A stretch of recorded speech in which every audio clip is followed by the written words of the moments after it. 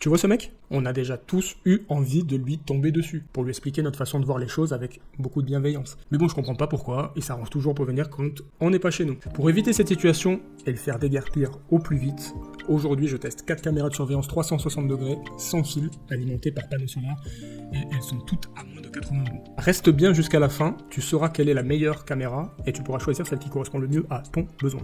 Avant toute chose, s'il te plaît, soutiens cette chaîne qui se lance en t'abonnant et en mettant un like à la vidéo. Comme toujours, tu trouveras les liens de toutes les caméras testées dans la description. Avant de commencer, il faut que je te fasse un point sur le fonctionnement de ces caméras.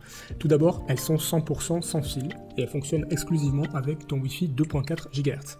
Si tu utilises le Wi-Fi 5 GHz sur ta box, il faudra que tu repasses sur le 2.4 GHz qui te permet une portée bien plus grande du signal. De la même manière, les modèles de caméra 360 ont des antennes externes. Et ça te permet une bien meilleure réception de ton signal Wi-Fi également. Par exemple, chez moi, ces caméras, je les ai installées à 12 mètres de ma box et le signal est excellent. Bien sûr, la distance à laquelle tu vas pouvoir les mettre en place, ça va dépendre de la configuration de tes lieux, du nombre de murs et de leur épaisseur. Donc ce type de modèle caméra 360 t'offre un champ de vision qui est bien plus grand que les modèles classiques. Tu vas pouvoir faire pivoter la caméra de gauche à droite, mais aussi sur l'axe vertical de haut en bas. Elles s'utilisent exclusivement avec l'appli qui est fournie et ne sont pas compatibles avec des solutions d'enregistrement externes. L'installation d'ailleurs, elle est hyper simple, il te suffit de télécharger l'appli, renseigner ton code Wi-Fi et de scanner un QR code. La caméra est prête à l'emploi en littéralement 2-3 minutes maximum. Autre chose, ces caméras n'enregistrent pas en continu, elles fonctionnent sur un mode de détection. Donc lorsque quelqu'un ou quelque chose passe dans le champ de surveillance de la caméra, elle vous alerte et à ce moment-là seulement, elle déclenche l'enregistrement. Ces caméras sont bien sûr solaires, mais ce sont avant tout des caméras à batterie. Le panneau solaire, lui, il est là pour maintenir en permanence la charge de la batterie et ne pas avoir à recharger la caméra. Ça, est-ce que c'est réellement le cas? On le verra dans la conclusion de la vidéo. Pour comparer ces caméras et être le plus objectif possible sur leur capacité, j'ai placé les 4 au même endroit, fixé à un support sur la fenêtre que tu vois juste là. Et seulement dans un deuxième temps, je les ai raccordés à leur panneau solaire, j'avais besoin de vider leur batterie pour faire un test de vitesse de recharge. On passe à la première caméra de ce comparatif, la iGeek DQ201. Alors, je commence d'abord par ce qui m'a gonflé, la notice. Le truc, c'est une brochure publicitaire. Et pire, en fait, elle est qu'en anglais. Donc ça, c'est déjà un ultra mauvais point pour moi. Et puisque je suis dans les mauvais points, autre mauvais point, la longueur du câble du panneau solaire, elle est de seulement 2 mètres. Alors suivant votre configuration, ça pourra être un peu juste. De même, les fonctions intelligentes de la caméra, la reconnaissance des formes, etc., tout ça, c'est sur abonnement. Heureusement, la caméra iGeek se rattrape avec la qualité des images en haute définition et un capteur 2 mégapixels. Alors le jour, les images sont vraiment très bien. Le capteur 2 mégapixels permet de zoomer suffisamment pour valider le test. Alors mon test, c'est un test de lecture de plaque minéralogique, donc j'ai placé une voiture à 7 mètres et la plaque est tout à fait lisible, donc la caméra s'en sort bien. La nuit, l'image elle est correcte. Vous pouvez choisir entre le mode couleur de nuit ou passer en mode infrarouge pour mieux distinguer les visages au loin. La détection des individus, sans être des plus rapides, elle est correcte et elle se fait toujours en moins d'1 seconde. L'alarme, elle est puissante et le mode voix qui permet de parler à vos visiteurs. Alors sans être surpuissant non plus, il est audible et encore mieux la nuit d'ailleurs. L'application de la caméra iGeek elle est bien pensée, toutes les fonctions sont très accessibles et faciles à trouver surtout. Pour la détection, on peut configurer la détection d'une zone précise sur le champ de vision de la caméra et en exclure une autre, ça c'est bien. Ça vous évitera des déclenchements intempestifs.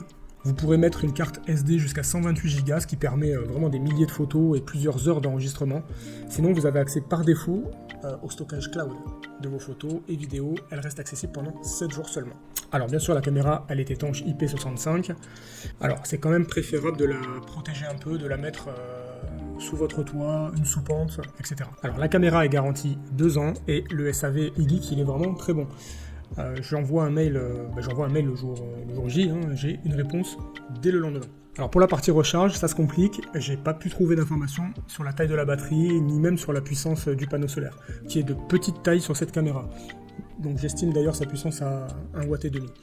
Donc ce que je vais faire, c'est que je vais me baser sur mes propres relevés. Donc la batterie gagne 10% de charge en 2h30, comme tu le vois sur les images, et on a perdu 2% par jour à raison d'à peu près ce que j'ai noté, donc c'est 13 déclenchements et films et 2 allumages LED la nuit de plus d'1 minute chacun. Donc c'était une utilisation plutôt intensive et c'était pour mes tests. En usage normal, la consommation journalière ne devrait même plus être de 1%.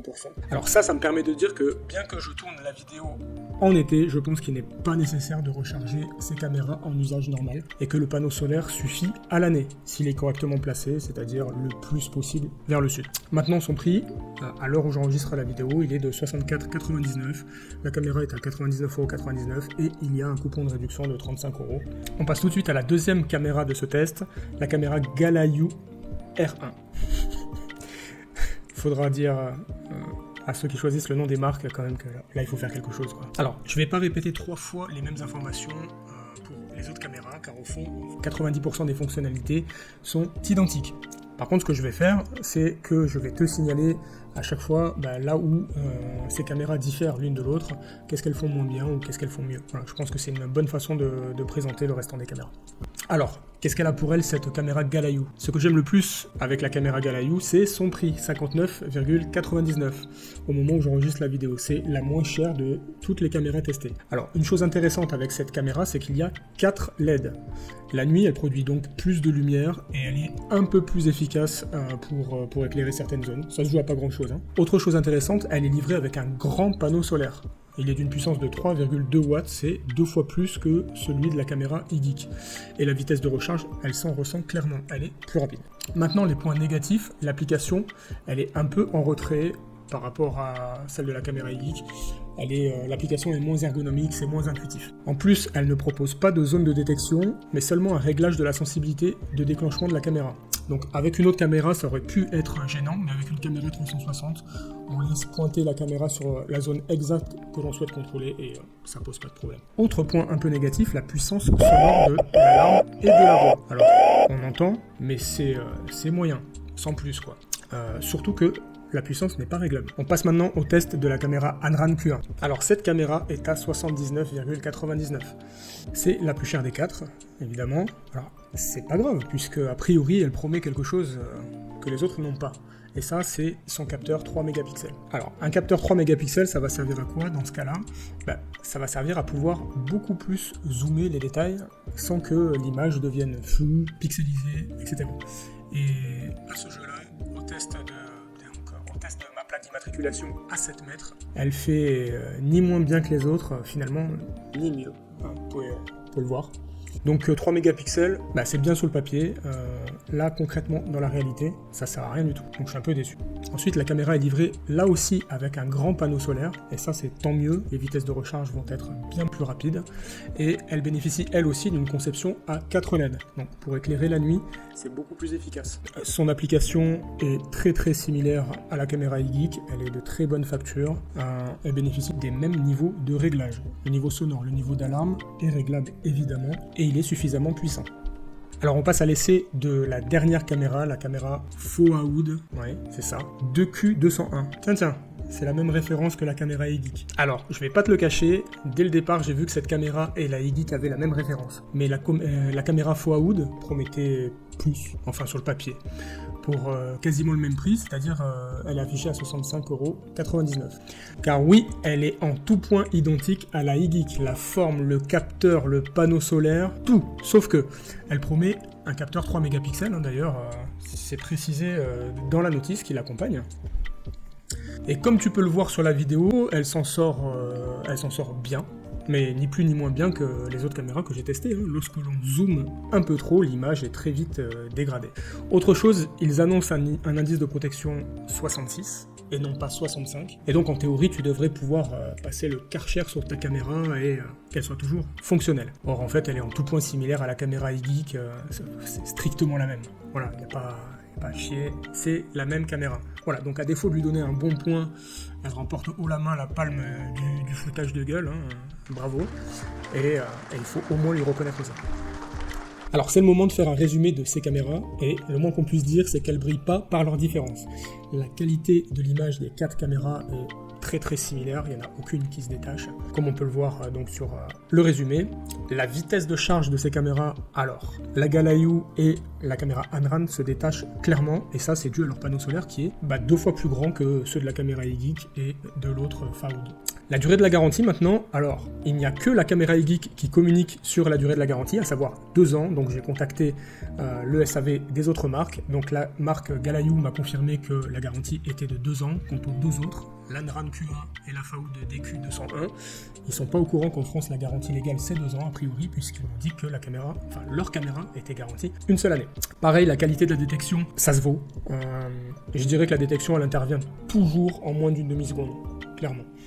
En ce qui concerne l'alarme et la voix, la Galayu est un peu en retrait du fait que ni l'alarme ni la voix ne sont réglables. La sauvegarde cloud, eh ben là il n'y en a aucune qui brille à ce niveau-là, puisque vous allez avoir une sauvegarde cloud comprise entre 3 et 7 jours de vos photos et vidéos. Après, elles seront écrasées. Si vous voulez une sauvegarde plus longue, il faudra passer par leur système d'abonnement. Enfin, toutes ces caméras sont compatibles Alexa et Google Home, sauf la Galayu R1. Alors, j'ai contacté, donc après avoir échangé avec leur service après-vente, ils m'ont dit qu'ils étaient déjà dessus et que ça serait fait au travers d'une mise à jour logicielle. Alors, le zoom des caméras, alors, elles permettent toutes de zoomer les scènes, oui, il n'y a aucun problème. La Galayu R1 effectivement, ils ont un zoom 16x.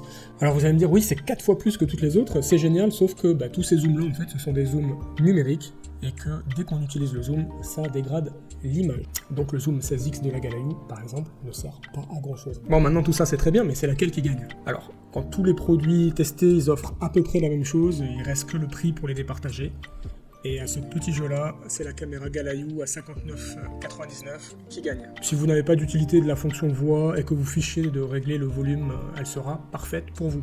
Sinon, vous pouvez vous tourner vers la caméra iGeek qui a un logiciel et des fonctionnalités un peu plus complètes, réglage du volume sonore, paramétrage de la zone de détection un peu plus fin. J'espère que cette vidéo de test t'a été utile et que tu en sais plus sur les caméras de surveillance solaire. Pense à me soutenir et à laisser un like, ça ne mange pas de pain.